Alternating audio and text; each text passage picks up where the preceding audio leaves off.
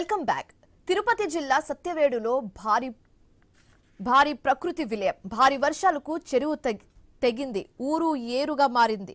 మిద్దెలపైకి ఎక్కి ప్రాణాలు కాపాడుకున్నారు. వాన వెలిసింది, వరద తగ్గింది, కానీ బురదలోనే బతకాల్సి వస్తుంది. తిరుపతి జిల్లాలోని సత్యవేడు సమీపంలో గ్రామాలకు ఓసారి వెళ్దాం.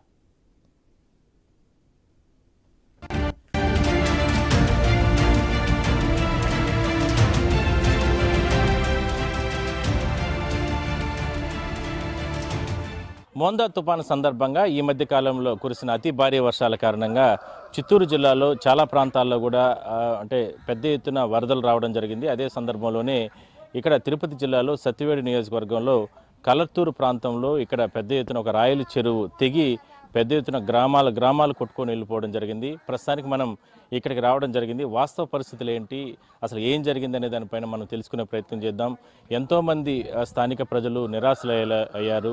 ప్రభుత్వం ఆదుకోవాలని చెప్పి వాళ్ళందరూ కూడా పెద్ద ఎత్తున శరణు కోరుతున్నారు.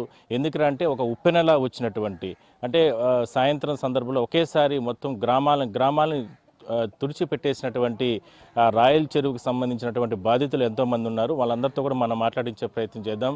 అంటే ప్రాణ నష్టం జరగకపోయినప్పటికీ కూడా పెద్ద ఎత్తున ఆస్తి నష్టం జరిగింది. మొత్తం ఉన్నటువంటి మూగజీవాలు, ఉన్నటువంటి సంపద ఇవంతా కూడా ఇళ్లలో ఉన్నటువంటి రైస్ కావచ్చు, ఇట్లా అన్ని ముడి సరుకులు ఇవన్నీ కూడా పెద్ద ఎత్తున కొట్టుకొని వెళ్ళిపోవడం జరిగింది. మరి ఏం జరిగింది అనే దానిపైన మనం ప్రస్తుతానికి ఈ ప్రాంతానికి రావడం జరిగింది. ఒకసారి మనం ఇక్కడ స్థానికులతో కూడా మనం మాట్లాడించే ప్రయత్నం చేద్దాం.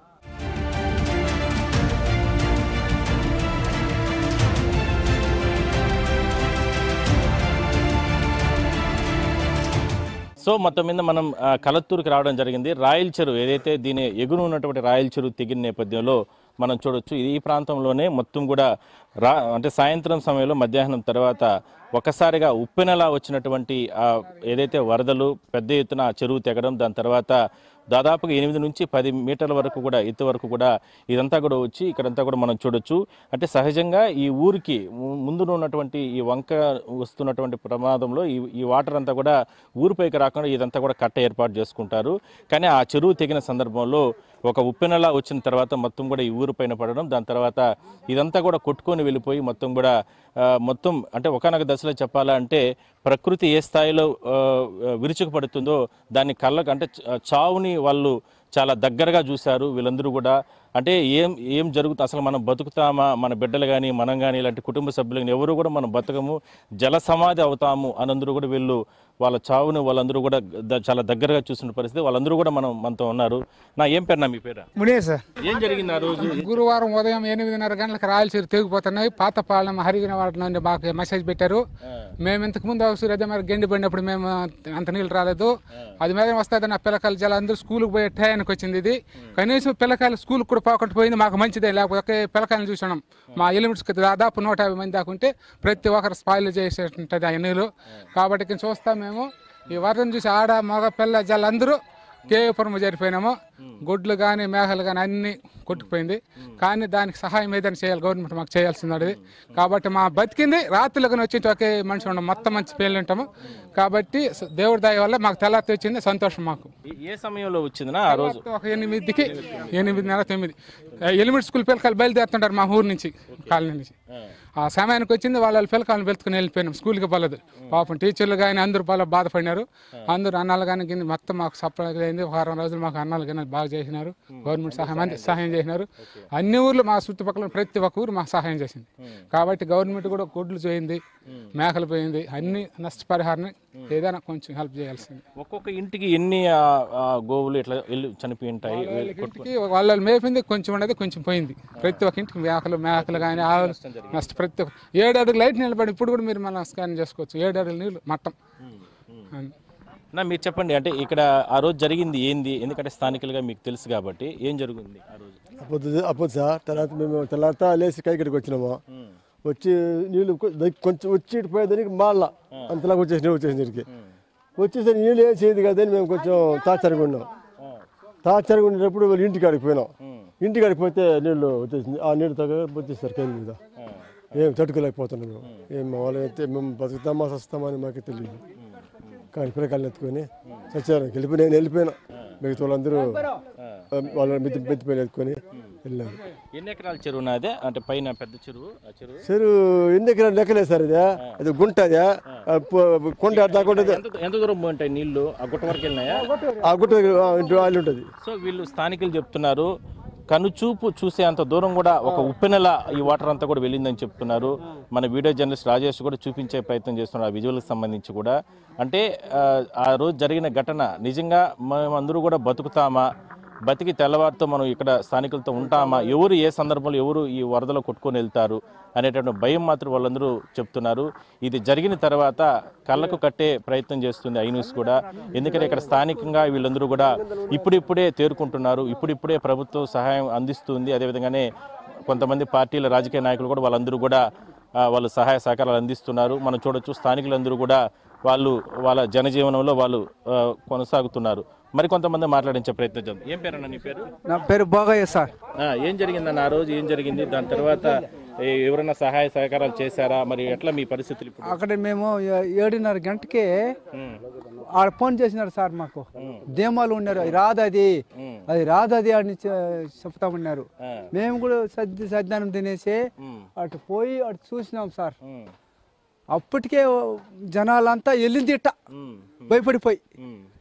ఏదో కొంచెం మంది ఉన్నారు ఈడ, మెద్ద మంది ఎక్కున్నారు. పిలకాయలు గిలకాయలు జౌరు వేసుకొని అట్టో ప్రయత్నం చేసినారు సార్. అట్లా వచ్చేసి నాగమామ వచ్చినట్టు వచ్చింది సార్. అది వచ్చి మెద్ద మంది ఎక్కి చూస్తే ఇది తెగలేదు సార్. ఇది అప్పటికే ఇది అయిపోయి ఉన్నాం. ఇది మొత్తం ఇది ఎప్పుడు తెగిందే ఇదే. అప్పుడే ఇటు వీడ్చుకొని పుట్టింది. కొంచెం తగ్గింది. అవతల మాకు దేవుళ్ళలాగా మాకు క్రిస్టియన్ డిపార్ట్మెంట్లు గవర్నమెంట్ అంతా సహాయం అన్నము అంతా మాకు ఇచ్చినారు. రాత్రి పగులు రాత్రి పదులు ఇచ్చినారు. 10 రోజులు ఇచ్చినారు. ఇప్పటి వరకు కూడా ఇస్తానే ఉన్నారు మాకు. ఇప్పుడు ముగించిన నెలలు మేము ఇటువంటి కట్లు తెచ్చుకొని ఇప్పుడు గ్యాస్ కట్టు అంతా పూసింది కదా, కొట్టుకొని పూసింది. ఇటువంటి కట్లు తెచ్చుకొని మేము కొంచెం అన్నం చేసుకొని గుండాలు ఇచ్చినారు కదా, ఆ గుండా సహాయం చేసినారు మాకు కొంతమంది. ఆ గుండాలతో వండుకొని ఉంటాం స్వామి. ఏదైతే ఈ కట్టగా ఉన్నటువంటి ఇదంతా కూడా తెగిపోయి ఇదంతా కూడా కానీ డ్యామేజ్ ఇది కానీ అవ్వకపోయిందంటే ఊరంతా కూడా జలసమాధి అయిపోయేది అని అంటున్నారు. మనం చూడొచ్చు ఇక్కడ స్థానికులతో పాటు కోళ్ళు ఇట్లా మూగజీవాలు ఇవన్నీ కూడా కొట్టుకొని వెళ్ళిపోవడం జరిగింది ఆ రోజు.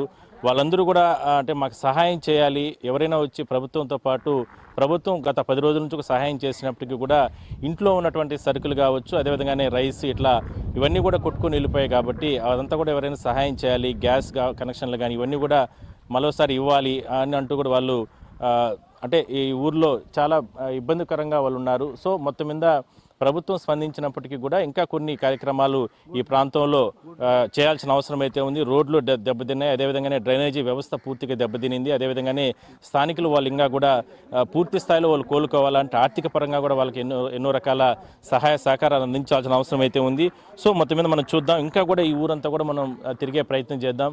ఎక్కడెక్కడ పెద్ద ఎత్తున ఈ డ్యామేజ్ జరిగింది, అదేవిధంగానే వీళ్ళు ఇంకా ఏ విధంగా శరణు కోరుకుంటున్నారు, ఏం వాళ్ళకు అంటే సహాయం కావాలని కోరుకుంటున్నారో కూడా మనం తెలుసుకునే ప్రయత్నం చేద్దాం. ఎందుకంటే ఆ రోజు జరిగినటువంటి ఘటన ఒక ఉప్పెనెల, ఒక ప్రకృతి ఏ విధంగా వచ్చి అంటే ఒక ఊరు పైన పడితే ఆ ఊరు ఏ విధంగా నష్టం జరుగుతుందో చావుని చాలా దగ్గరగా కళ్ళగా వాళ్ళు చూశారు. కాబట్టి వాళ్ళ ఫీలింగ్స్ ఏంటి, ఇప్పుడు ఏ విధంగా వాళ్ళు రికవరీ అవుతున్నారు అనేది కూడా మనం తెలుసుకునే ప్రయత్నం చేద్దాం.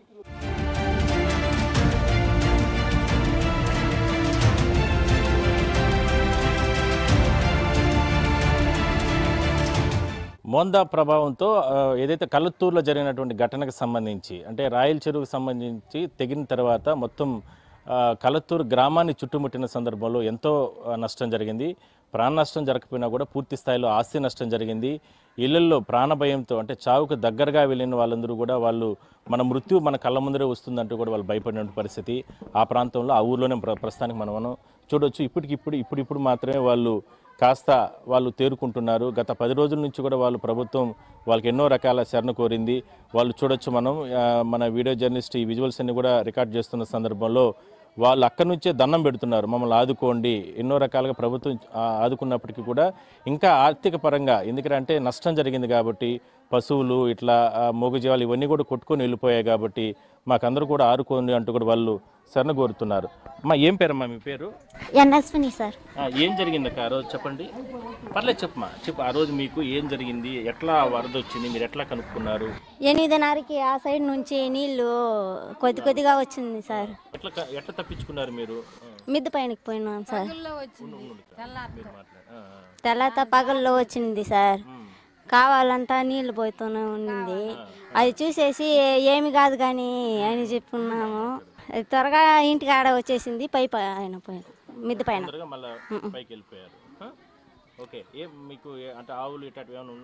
లేదు సార్, ఇల్లే పడిపోయింది. ఓడు రేకు వేసి ఉన్నాము, అది గోడ అంతా పడిపోయి ఓడంతా కొట్టుకొని పోయింది. మొత్తం 10 మంది ఉన్నాం. 10 మంది ఉన్నారు. ఎట్లా ప్రాణంతో ఎక్కడ ఇబ్బంది పడకుండా తప్పించుకున్నారు? అవును సార్. ఓకే. ఏం పేరు మీ పేరు? ఎన్ఎస్విని సార్. ఆ రోజు 6 గంటలకు ఫోన్ చేశారు. అంటే చెరువు దగ్గర ఊరు ఉండదు, వాళ్ళు చెప్పినారు. కట్ట తెగింది, కొంచెం వెళ్ళిపోండి అన్నారు.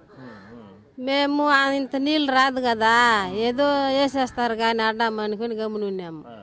అంతే 7:30కి అంతా దండిగా తెగిపోయిందని ఈడ ఉండి ఆడ పోయి చూసిన వాళ్ళు ఫోన్ చేసి చెప్పినారు. అంతే వెళ్ళిపోండి అన్నారు. మేము కేపురం వెళ్ళిపోదామని కొంచెం దూరం పోయినాము. ఆ పాటికి నీళ్ళు వచ్చేసింది దగ్గరికి. అంతే ఎవరింటికాడ మెట్లు ఉండదో వాళ్ళ ఇంటి పైనకి వెళ్ళిపోయినాము. అందరు ప్రాణాలు, మనుషులకు మాత్రం ఏ ప్రాణం జరగలేదు. ఆవులు మేకలు అదే వాడుకునే వస్తువులు అవన్నీ వెళ్ళిపోయింది. ఇంట్లో వస్తువులు అవన్నీ వెళ్ళిపోయింది. ఓకే. సో మొత్తం మీద మనం చూడొచ్చు, వీళ్ళందరూ కూడా చాలా అంటే ఎవరైనా సరే ఆదుకోవాలి, ప్రభుత్వం ఆదుకోవాలి అంటూ కూడా వాళ్ళు ఆవేదన వ్యక్తం చేస్తున్నారు. దీనికి ఉదాహరణ మనం చూడొచ్చు. ఒక ఉప్పెనలా వచ్చినటువంటి ఏదైతే రాయల చెరువుకు సంబంధించి తెగిన తర్వాత వచ్చినప్పుడు మనం చూస్తే వెహికల్ కూడా మనం చూడొచ్చు. మొత్తం కూడా వరదలో మునిగిపోయిన తర్వాత ఏ విధంగా ఉందో కూడా మనం చూడొచ్చు. సో మొత్తం మీద వీళ్ళందరికీ ఆదుకోవాలి. ఆస్తి నష్టం జరిగింది, ప్రాణ నష్టం జరగకపోయినా ఆస్తి నష్టం జరిగింది. ఇల్లులు మొత్తం కూడా కూలిపోయాయి. అదేవిధంగానే పూర్తి స్థాయిలో కూడా డ్రైనేజీ వ్యవస్థ కావచ్చు, రోడ్లు కావచ్చు, అదేవిధంగానే పశువులు ఇవన్నీ కూడా కొట్టుకొని వెళ్ళిపోయాయి. మమ్మల్ని ఆదుకోండి అనేది మాత్రం వాళ్ళు చెప్తున్నారు. చూద్దాం మరి ప్రభుత్వం యంత్రాంగం ఏ విధంగా ఆదుకుంటుంది. అదేవిధంగానే కొంతమంది పార్టీలకు సంబంధించి కూడా స్వచ్ఛందంగా వాళ్ళు వచ్చి కొంతమంది కొన్ని కార్యక్రమాలు నిర్వహిస్తున్నారు. సో కలత్తూరు పూర్తి స్థాయిలో కోలుకోవాలని చెప్పి మనం కూడా కోరుకుందాం.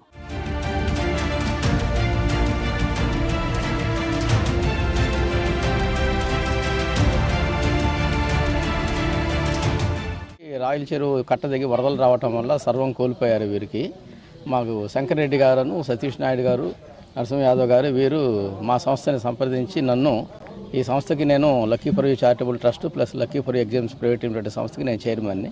నన్ను వీరు అడిగారు, ఆ ఊరికి మీరు ఏదో ఒక సహాయం చేయాలి, అందరూ బట్టలు అవన్నీ ఇస్తూ ఉంటారు, వాటికన్నా కూడా మీరు ఒక గ్యాస్ స్టవ్ అనేది ఇస్తే వారికి చాలా ఉపయోగంగా ఉంటుంది, మీరు ఆ గ్యాస్ స్టవ్ ఏర్పాటు చేయండి అని చెప్పారు. బట్టి వీరు మేము 500 ఫ్యామిలీలు ఉన్నాయని చెప్పారు. మీరు 500 ఫ్యామిలీలకు కూడా మేము గ్యాస్ స్టవ్లు ఏర్పాటు చేసి ఈరోజు ఇవాళ వీరు శంకరెడ్డి గారు, నరసింహ యాదవ్ గారు, సతీష్ నాయుడు గారు ఆధ్వర్యంలో మేము ఇక్కడ గ్యాస్ స్టవ్లు పంపిణీ చేయడం అనేది జరుగుతున్నది మా సంస్థ తరఫున. ఈ నెల 6వ తారీఖున మన రాయల చెరువు తెగిపోవడంతో మన కల్లత్తూరు హరిజనవాడ యాక్చువల్గా ఒక 5 అడుగుల నీళ్ళు వచ్చి చాలా సర్వం కోల్పోయారు. సర్వం కోల్పోయిన తర్వాత ఈ గ్యాస్ స్టవ్లు అన్నీ కూడా కొట్టుకుని వెళ్ళిపోయి మేము వచ్చినప్పుడు ఇక్కడ మా యొక్క పార్టీ నాయకులు మన మునుస్వామి యాదవ్ గారు మిగతా మా వాళ్ళందరూ కలిసి రిక్వెస్ట్ చేశారు. ఈ విధంగా వాళ్ళు ప్రతి ఒక్కరు అడుగుతున్నారు హరిజనవాడలో కొద్దిగా సపోర్ట్ చేయండి అని. నేను మా స్నేహితుల ద్వారా వాళ్ళు రిక్వెస్ట్ చేశాము. అందరం కలిసి రిక్వెస్ట్ చేస్తే వాళ్ళు కూడా సానుకూలంగా స్పందించి ఈ రోజు వాళ్ళకి కావాల్సిన గ్యాస్ స్టవ్లు అరేంజ్ చేయడం జరిగింది. దాదాపు 500 కుటుంబాలకి 500 గ్యాస్ స్టవ్లు ఇస్తున్నాం. మూగ జీవాలకు కూడా సార్ ఆల్రెడీ గవర్నమెంట్ తరఫున, ప్రభుత్వం తరఫున ఆల్రెడీ 3000 ఇచ్చాము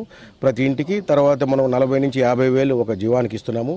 మేకకైతే 7,500 రూపాయలు గ్రామం ప్రభుత్వం తరఫున కూడా ఇస్తున్నాం. సో వాళ్ళకి ఏమి కావాల్సిన ఆదుకోవడానికి మా సీఎం గారి దృష్టికి తీసుకెళ్ళాము.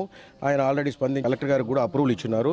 ఇమీడియట్గా ఏమైతే జీవాలు ఇల్లాయో ఆ జీవాలకి కాంపన్సేషను ప్లస్ మేకలు వాటికి కూడా కాంపన్సేషను, ఏమైనా ఇల్లు లేదైనా డెమాలిష్ అయ్యింటే కూడా వాటికి కూడా కాంపన్సేషన్ ఇవ్వడానికి ప్రభుత్వం సర్వం యాక్సెప్ట్ చేసింది. సో విత్ ఇన్ షార్ట్ స్పాన్లో దీన్ని కూడా క్లియర్ చేస్తారు.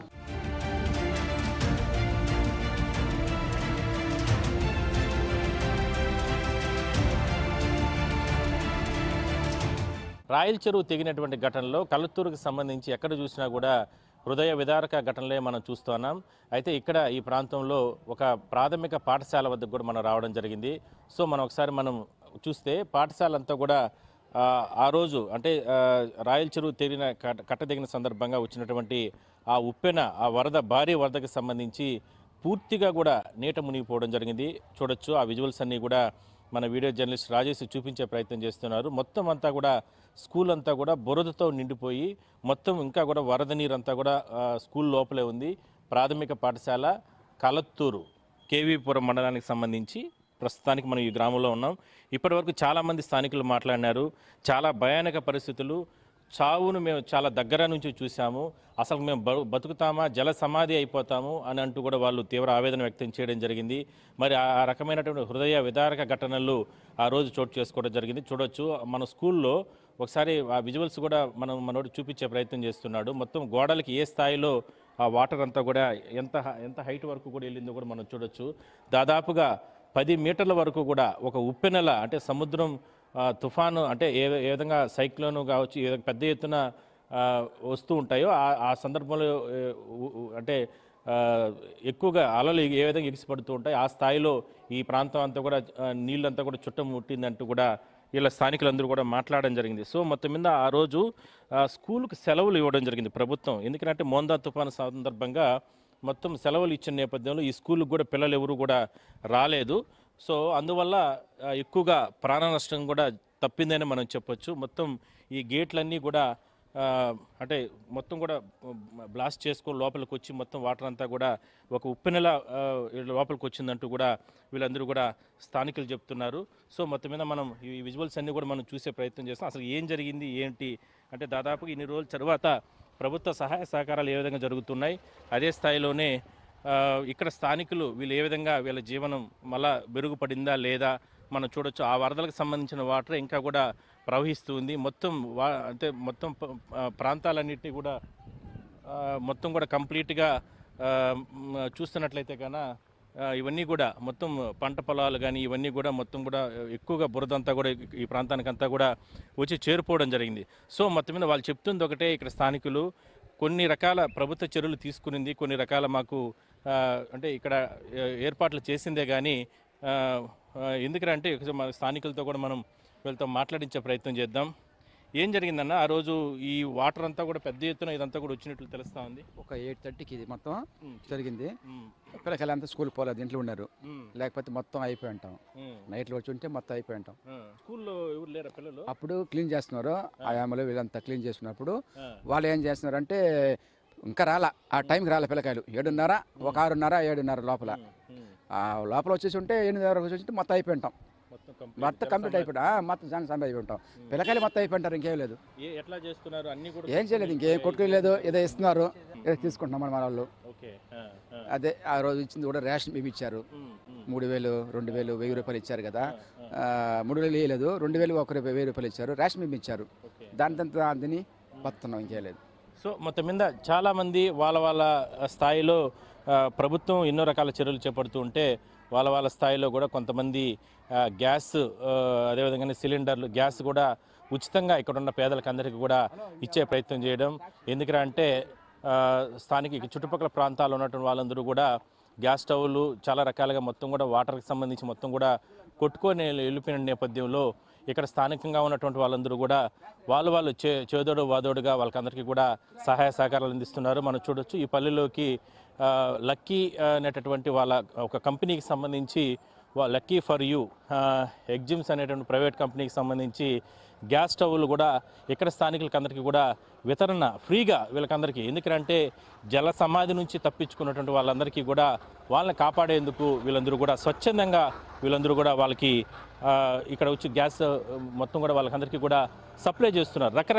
రకరకాలుగా ఎన్నో రకాల బియ్యం అని, లేదంటే నిత్యావసరాల సరుకులని, లేదంటే డబ్బు రూపంలో అని, ఇట్లా రకరకాలుగా వాళ్ళకు సహాయ సహకారాలు అందిస్తున్నారు.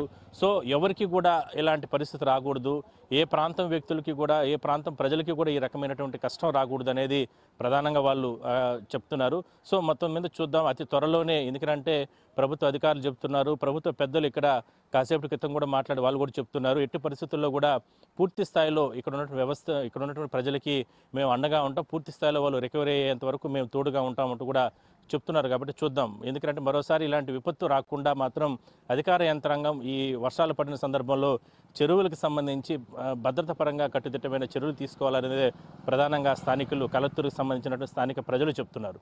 వీడియో జర్నలిస్ట్ రాజేష్తో కలిసి ఐ న్యూస్ గోపినాథ్, కలత్తూరు నుంచి సత్యవేడు నియోజకవర్గం.